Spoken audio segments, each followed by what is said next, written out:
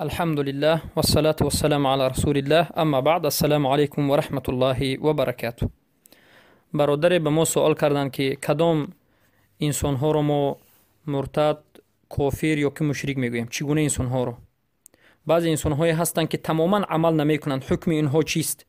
بعضی انسان ها هستند که تماما از علم توحید بیخبرند و بعضا نماز میخوانند و بعضا نه. حکم اینها چیست؟ آیا اینها رو مرتد میگوییم یا که کافر میگوییم؟ این چنین سوال در حقیقت بارک الله فیکم این مسئله بینهایت بزرگ است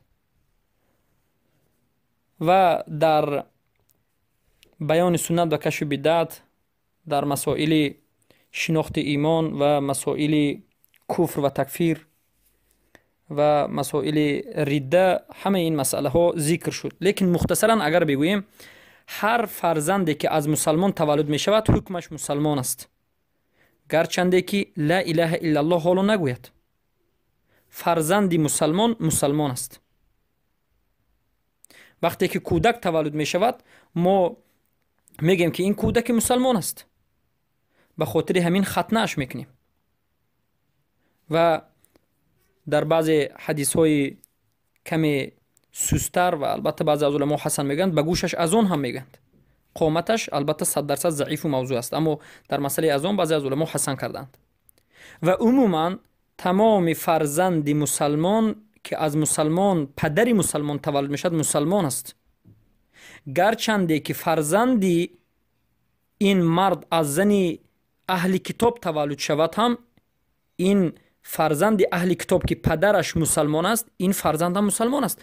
چرا ما مسلمانی فرزند را از پدرش میفهمیم؟ چرا که خون، اساس، نطفه، این البته اساس این پدر است. پس تمام مردمی که پدر و مادرش مسلمان بود، فرزندش مسلمان است.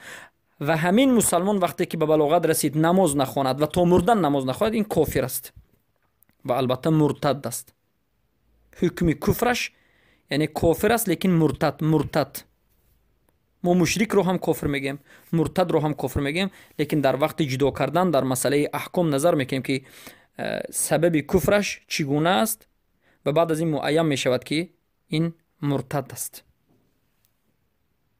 و هر کسی که نماز رو بعضا خواند و بعضا نخواند، البته در این مسئله علما سخنهای زیاده گفتند.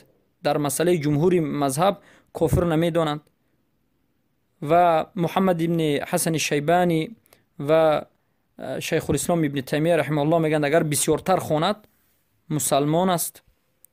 اما قول صحیح این است که نماز را به اهمیتی بکند و قصدن ترک کند کافر است. قصدن اگر ترک کند کافر است. یعنی اگر بعضی از سبب تنبلی یا که تساهلی ترک کند، ما این را یک بار کافر نمیگوییم. بارک الله فیکم.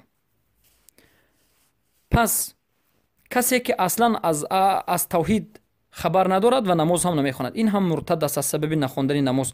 اما در مسئله آموختن توحید، دانستن و ندانستن توحید، بعضی انسان‌های مردم عامه و عادی هستند که توحید مثلا به چند قسم تقسیم می شود، وقتی که سوال میکنید نمیدانند. وقتی که سوال میکنید که شرط های لا اله الا الله چند تاست نمیدانند. اما اونها هیچ عمل ضد توحید انجام ندادند، گرچنده که توحید رو به تقسیماتش خیلی که من شما بیان میکنیم نمیدانند، اما یگان عمل بیرون از توحید انجام ندادند. این انسان ها گرچنده که توحید رو جزئیات تقسیم به تقسیم ندانند هم عامتا میدانند. عامتا غیر الله را نمی پرستند. در توحید ربوبیت، الوهیت، اسما و صفات غیر الله را نمی پرستند و ضد توحید شرک را انجام دادن. اینها مسلمانند، حکمشان اسلام است اگر نماز خوان باشند. بارک الله فیکم.